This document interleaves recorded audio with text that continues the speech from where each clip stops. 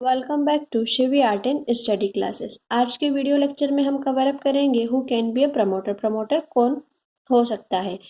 Characteristics of promoter तक पहले वाले वीडियो लेक्चर में कवर कर लिया है, तो आप पहले वो वाला वीडियो लेक्चर देख लें, देन यहाँ पर मूव करें। सो प्रमोटर कौन हो सकता है। एक प्रमोटर कोई भी इंडिविजुअल पर्सन हो गया, फर्म हो गई, एसोसिएशन ऑफ पर्सन हो गया या कंपनी, तो ये सारे ही लोग क्या हो सकते हैं, प्रमोटर बन सकते हैं। लेकिन अब क्वेश्चन अराइज हो सकता है कि अगर ये सारे लोग प्रमोटर बन सकते हैं तो फिर प्रमोटर कौन नहीं बन सकता। तो फिर ऐसा कोई person, a promoter does not include any person by reason of his acting in a professional capacity for person engaged in procuring the formation of the company। ऐसा कोई पर्सन जो प्रोफेशनली कंपनी में आ रहा है और प्रमोटर को assistance provide करने के लिए आ रहा है। फॉर एग्जांपल क्या है, एक सॉलिसिटर है, एक लॉयर है। लॉयर कंपनी में आया है एक प्रमोटर को असिस्टेंट प्रोवाइड करने के लिए, तो वकील क्या करेगा, यहाँ पे एक कुछ पेमेंट होगा, कोई नॉमिनल फीस होगी उसकी, तो वो चार्ज करेगा और एक हेल्प करेगा कि प्रिपेयरिंग लीगल डॉक्यूमेंट्स की लीगल डॉक्यूमेंट्स प्रिपेयर करने के लिए एक प्रमोटर को असिस्टेंस प्रोवाइड कर रहा है, तो वो पर्सन प्रमोटर नहीं हो सकता है। वैसे ही कोई वैल्यूअर हो गया, कोई अकाउंटेंट हो गया, कोई इंजीनियर हो गया या फिर कोई बिजनेस कंसल्टेंट हो गया, जो काय में हेल्प कर रहे हैं, एक प्रोफेशनल और technical capacity in the formation of company, are not promoters.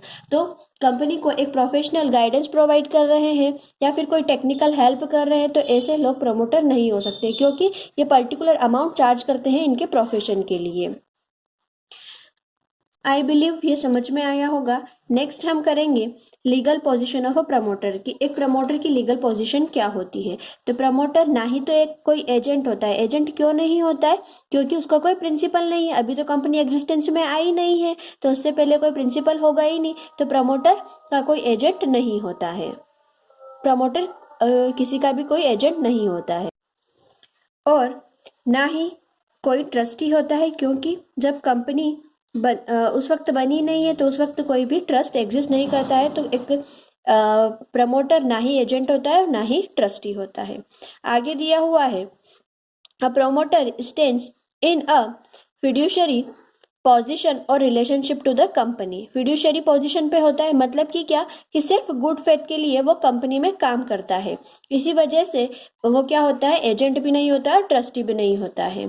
क्या क्या अब पोजीशंस होती है, तो ट्रांसफर ऑफ बेनिफिट्स। तो प्रमोटर क्या करता है, a promoter if he has secured any benefit from the negotiation contract entered into by him for the company must pass all such benefit to the company। कि अगर कोई promoter company के incorporation से अगर उसे कोई प्रॉफिट होता है, तो उसको सारा प्रॉफिट किसे देना होगा, कंपनी को देना होगा। वो कोई भी प्रॉफिट अपने पास नहीं रख सकता। Not to make profit, A promoter must not make any profit directly or indirectly at the expenses or by using the name of the company। तो एक प्रमोटर प्रॉफिट नहीं कमा सकता, कैसे, कंपनी का डायरेक्टली और इनडायरेक्टली यूज करके, और ना ही कंपनी के नाम से वो कभी भी प्रॉफिट कमा सकता है। नेक्स्ट है, not to misuse his position. तो एक प्रमोटर क्या होगा, a promoter must keep off from making such usages of his advantageous central and commanding position that may be labeled as undesirable, unwarranted, unfair, uncalled for और misuse. तो कोई भी promoter है वो अपनी पोजीशन का मिसयूज नहीं कर सकता। ऐसा नहीं कि कंपनी का अनड्यू एडवांटेजेस ले ले और कंपनी के नाम से कुछ प्रॉफिट कमा ले, अपनी पोजीशन का गलत इस्तेमाल कर ले, तो वो सारा प्रमोटर के रूल्स में नहीं आता है।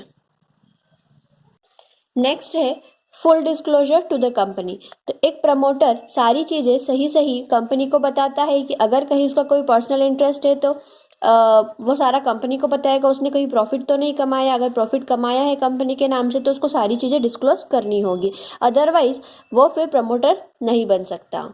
आगे है राइट्स ऑफ प्रमोटर्स। रोल और इम्पोर्टेंस तो हम लोगों ने पढ़ी रखा है, वो सब कुछ वही दे रखा है। आगे है राइट्स ऑफ प्रमोटर। राइट क्या क्या होते हैं, तो क्या क्या अधिकार है प्रमोटर के। राइट ऑफ प्रोफेशनल असिस्टेंस, की इनके पास अधिकार होता है कि अगर इन्हें ज़रूरत पड़े तो किसी की भी ये पर्सनल प्रोफेशनल असिस्टेंस ले सकते हैं। अगर इन्हें लीगल डॉक्यूमेंट्स प्रिपेयर करने के लिए किसी लॉयर की ज़रूरत पड़ रही है, तो ये लॉयर को अपॉइंट कर सकते हैं। किसी एडवाइजर की ज़रूरत पड़ रही है, किसी कंसल्टेंट की ज़रूरत पड़ रही है, तो ये सभी को अपॉइंट कर सकते हैं। नेक्स्ट है right to enter into preliminary agreement और कॉन्ट्रैक्ट। तो कंपनी के बनने से पहले कुछ ऐसे एग्रीमेंट होते हैं जिसके अंदर कंपनी को जाना पड़ता है, तो कंपनी की तरफ से प्रमोटर ही उन सारे एग्रीमेंट्स में हिस्सा लेते हैं। नेक्स्ट है right to receive preliminary expenses, कि अगर इन्होंने कंपनी के बनने के वक्त कोई खर्चे किए हैं तो उन सारे खर्चों का पेमेंट भी इन्हें मिल जाता है, तो इनका ये अधिकार होता है। नेक्स्ट है राइट टू रिम्यूनरेशन, तो प्रमोटर को का राइट होता है कि उन्हें रिम्यूनरेशन दिया जाए। The promoter are entitled to reasonable remuneration for their efforts and services done with the respect of a company incorporation, कि अगर कोई प्रमोटर कंपनी को इनकॉर्पोरेशन में लाने के लिए जितने भी एफर्ट्स लगाता है, जितनी भी सर्विसेज प्रोवाइड करता है, तो इसके बदले उनको क्या मिलता है, रिम्यूनरेशन मिलता है, मतलब कि सैलरी मिलती है। तो रिम्यूनरेशन किस तरीके से हो सकता है, तो remuneration in the form of fully और partially paid up shares of the company. तो रिम्यूनरेशन इन द सेंस कैसे हो जाएगा, या तो वो शेयर्स उनको कैसे मिल जाए, फुली पेड अप शेयर मिल जाए या फिर पार्शली पेड अप शेयर्स मिल सकते हैं। नेक्स्ट है right to recover proportionate amount from the co promoters, कि अगर किसी को प्रमोटर ने कोई ऐसा प्रॉफिट कमाया है कंपनी के नाम से, तो फिर जो दूसरा प्रमोटर होता है तो उसको राइट होता है कि जो भी प्रॉफिट कमाया गया है दूसरे प्रमोटर के द्वारा, तो उसमें भी उसका भी पार्टिसिपेशन होगा।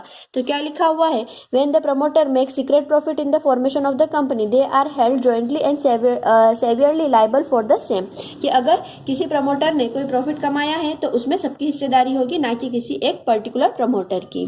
आई होप यहाँ तक क्लियर होगा। आगे रिम्यूनरेशन ऑफ प्रमोटर और लायबिलिटीज ऑफ प्रमोटर हम नेक्स्ट वीडियो लेक्चर में कवर अप करेंगे। Okay, thank you and please like the video.